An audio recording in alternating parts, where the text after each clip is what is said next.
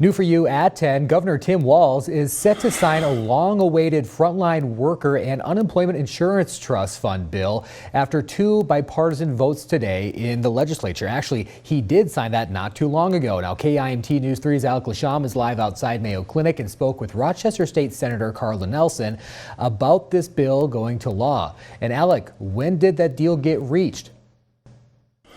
Tyler, Nelson says lawmakers were up until roughly midnight on Thursday evening, finalizing the final details on that law that was a bill before Governor Walz signed it, finalizing that law that will compensate workers that were on the front line during the heights of the COVID-19 pandemic. There being 124 ayes and 5 nays, the bill is repassed as amended by conference and its title agreed to. Minnesota lawmakers struck a deal Friday on frontline worker pay and the replenishing of the state's unemployment insurance trust fund. The bipartisan bill is allocating $3 billion, $500 million of which is set aside for one-time direct payments to frontline workers.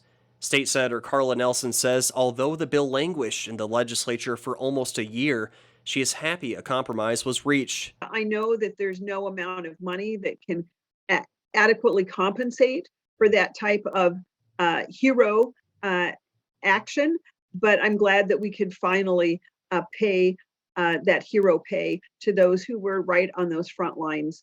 In addition to frontline worker pay, Nelson says businesses will avoid a huge tax hike due to the replenishment of the state's unemployment trust fund. That bill will eliminate really that massive, unheard of tax hike on employers had we not passed that replenishment of that UI trust fund. Like I said, it would take about 10 years to repay that trust fund. And again, this is COVID related. This is because businesses were mandated to close for a good part of both of the last years. Lawmakers are still unsure when direct payments will go out, but Nelson says it will happen sooner than later. Minnesotans have been waiting a very long time for this hero pay.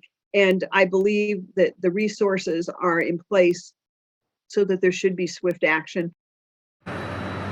To be eligible for the one-time worker payments, you have to have at least worked 120 hours between March of 2020 and June of 2021. Live in Rochester, Alec Lasham, KIMT News 3. Great, Alec. Thank you very much. Now, some of those eligible industries include healthcare, as well as retail, public health, and social services, among many more. You can check out that full list of eligible industries on our website by clicking on this article on KIMT.com.